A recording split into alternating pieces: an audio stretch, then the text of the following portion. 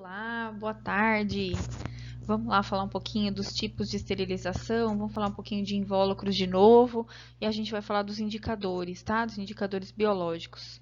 Rapidamente, porque a gente vai retomar esse assunto, tá bom? Então, bora lá. A importância da lavagem, né? Então a gente vai falar dessa importância porque toda vez que eu tenho material sujo, que eu tenho material com presença de matéria orgânica, eu tenho o que a gente chama de biofilme, né? Que é a proliferação da bactéria.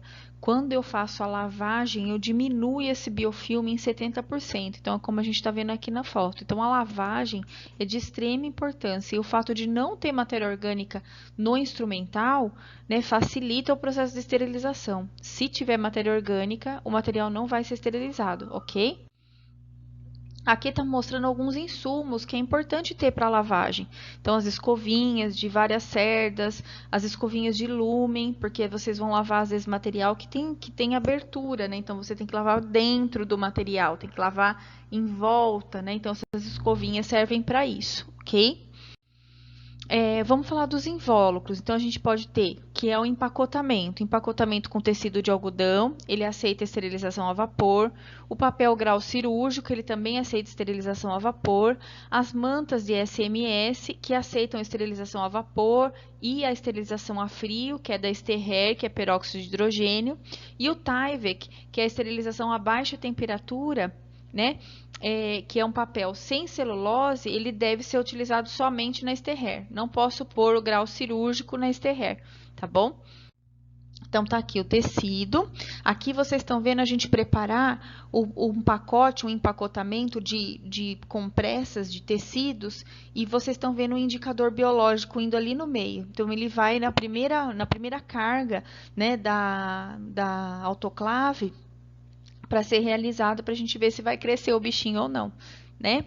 Então, hoje o tecido é obsoleto, ele não é utilizado para as caixas cirúrgicas, ele é utilizado somente para, em alguns locais, em compressas, em mantas, né? Campos cirúrgicos, tá? Devido à baixa resistência e à facilidade de perfurações. O papel grau cirúrgico, né, ele é permeável, ele aceita vapor saturado, o uso do óxido de etileno, o uso do formaldeído, em vários tipos de esterilização, né? A gente só tem que tomar cuidado porque eu não posso pôr elástico, não posso amassar esse papel, porque isso retira o poder de esterilização do material, tá? Então, nada de pôr elástico, nada de ficar amassando, né? Ele deve estar íntegro para ir para a esterilização. As mantas, né? As mantas elas possuem 3 camadas, mas são camadas permeáveis que permite a passagem do vapor. Então, hoje é o tipo de material mais utilizado, porque não é tão caro, é o mais utilizado. E ele garante uma certa resistência, tá? E fora que ele é jogado fora, né? Ele não é reutilizado. E o Tyvek, ele é um papel, ele é um papel formado que também aceita a densidade do calor, ele é permeável ao óxido de etileno, ao peróxido de hidrogênio, ao formaldeído, ele é resistente à tração e a selagem dele é eficiente. Porém, ele é sem celulose e ele é muito caro, então ele não é utilizado com tanta frequência, somente na Sterher. Aqui eu trouxe os processos de esterilização, a autoclave, né? Então, a autoclave, ela é utilizada para descrever um aparelho que utiliza vapor sobre pressão. Então, aqui está falando que ela pode chegar a 121 graus por 15 minutos ou a 132 graus de 3 a 7 minutos. Né? Então, aqui está mostrando a passagem do calor e da pressão. Né? Então, tem saída de água, o vapor é quente, né? Tudo que a gente já conversou. As vantagens: permite uma esterilização eficiente e confiável, ela é simples de operar, né, e mais barata, ela não é tóxica, ela é usada para esterilizar meios de cultura, instrumentais, equipamentos de transfusão, vários itens, ela é utilizada para muitos itens. Desvantagens: os instrumentos metálicos não são inoxidáveis, podem sofrer oxidação, a menos que sejam protegidos pelo empacotamento. Os plásticos, eles podem, de borracha, eles podem fundir-se, né? Então, ela não aceita esse tipo de material. Esterilização a óxido de etileno, né? É um líquido, é um gás inflamável, né? Misturado, é inerte. É um mecanismo de ação, é a aniquilação das cadeias proteicas. Então, ele é extremamente eficaz, porém é um pouco mais caro. A coisa boa do óxido de etileno é que ele aceita qualquer tipo de material e o seu processo não é agressivo aos materiais, tá? Então, ele é um gás incolor e solúvel à água, tem uma ação mais lenta, mas é muito eficaz, ele é muito penetrante, né? Ele tem o tempo dele de exposição é de 4 a 12 horas, a temperatura. Ele pode ser usado para materiais plásticos, materiais especiais, endoscópios, tá? Todo tipo de material é aceito em óxido de etileno. E aí a gente vai falar da esterilização a frio, que é a Sterhair, né? É um processo que ocorre de 30 a 70 minutos, é rápido, né? De acordo com o ciclo escolhido pelo equipamento. Então, a gente tem Sterhair pequena, que vocês estão vendo aqui, de 30 litros e de 100 litros. Ela só aceita o empacotamento de Tyvek. É bom a gente lembrar disso. Não pode pôr celulose dentro da Sterhair, tá? E aí é o cassete, por quê? Ela não é a vapor, a quente, ela é a frio. Ela usa o peróxido de hidrogênio, tá? Que é como se fosse o hipoclorito, só que em cápsula, tá? Eu tô falando uma analogia, tá?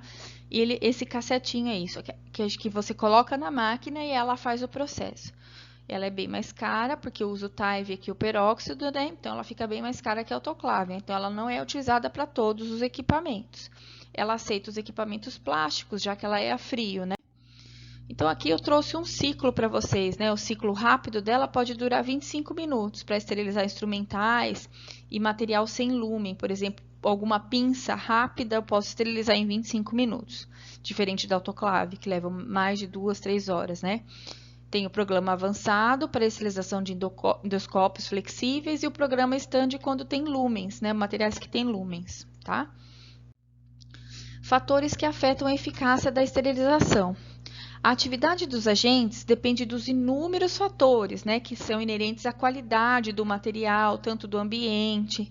Então, ó, a gente depende do número e da localização de micro-organismos, a resistência dos micro-organismos, a concentração e potência do agente germicida, a matéria orgânica, a duração de exposição, né? Então, tudo isso tem que ser levado em consideração quando vamos esterilizar um material. Aqui eu trouxe alguns dos indicadores que vocês vão ver em todas as caixas cirúrgicas, em todo o material que vocês vão manipular dentro da central. De classe 1, o que quer dizer? Ele é utilizado em todo o material, é a fita zebrada. Então, é uma fita que a gente passa, né, em volta do empacotamento. E isso, quando ela está branca, significa que não passou. Quando ela passa pelo processo de esterilização, ela fica... A fita que é branca, que parece uma fita crepe, ela se cora ou vermelho ou preto, tá? O teste Boyd, que é um teste que a gente coloca, é um papel, como vocês estão vendo aí, a gente coloca entre os pacotes, né? Esse teste fica dentro da central de material. Então, ele geralmente também é branco e quando ele passa pelo processo de esterilização, ele fica totalmente marcado, como vocês estão vendo aí. O teste de classe 3 e o de classe 4 e o de classe 5, eles são colocados dentro dos pacotes. Então, vocês estão vendo uma tarja, as tarjas mudam de coloração conforme a esterilização do material, tá? Então, isso é uma comprovação de que esse material passou por um processo de esterilização. Então, a gente fala que os indicadores eles podem ser de classe 1 até classe 6, tá?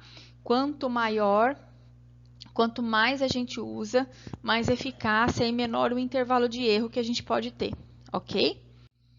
Então, eu trouxe aqui uma figura, o material chega na central desse jeito, vocês estão vendo esses plásticos aí? O que são isso? São as manoplas, né, que a gente coloca no foco para que o médico possa manipular o foco, porque ele é também esterilizado.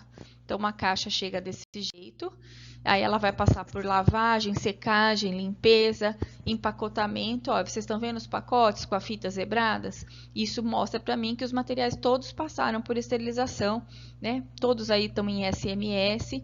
O armazenamento desse material é super importante, né? Em salas refrigeradas, os pacotes eles ficam separados por ordem, né? Então, os usados em cirurgia ortopédica, oftalmo, oftálmica. Então, na central de material da Santa Casa, que vocês vão conhecer, eles identificam tudo por cor. Cardíaco é vermelho, azul é oftalmo, verde é gastro, né? Então, eles identificam os materiais e pinças todos dessa forma.